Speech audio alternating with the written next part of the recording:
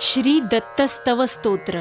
भूतप्रेतपिशाचादा यस्य स्मरणमात्रतः दुरादेव पलायन्ते दत्तात्रेयं नमामि तं। यन्नं स्मरणादैनं पापं तापश्च नश्यति। भीतिग्रहर्ति दुःस्वप्नं दत्तात्रेयं नमामि तं। दद्रुस्फोटककुष्ठादि महामारीविशूचिका नश्यन्ति अन्येऽपि रोगाश्च दत्तात्रेयं नमामि तं। संगजादेशकालोत्था अपि साङ्क्रमिकागताः शाम्यन्ति यत्स्मरणतो दत्तात्रेयं नमामि तं।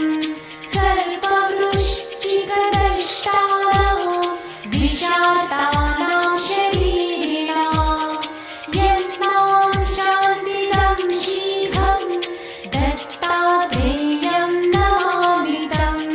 त्रिविधोत्पातशमनं विविधारिष्टनाशनं यन्नां क्रूरभीतिघ्नं दत्तात्रेयं नमामि तं।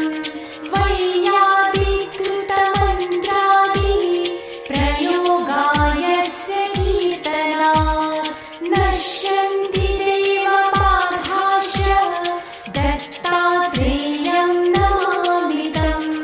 यच्चिष्यस्मरणात् सद्यो गतनष्टादिलभ्यते।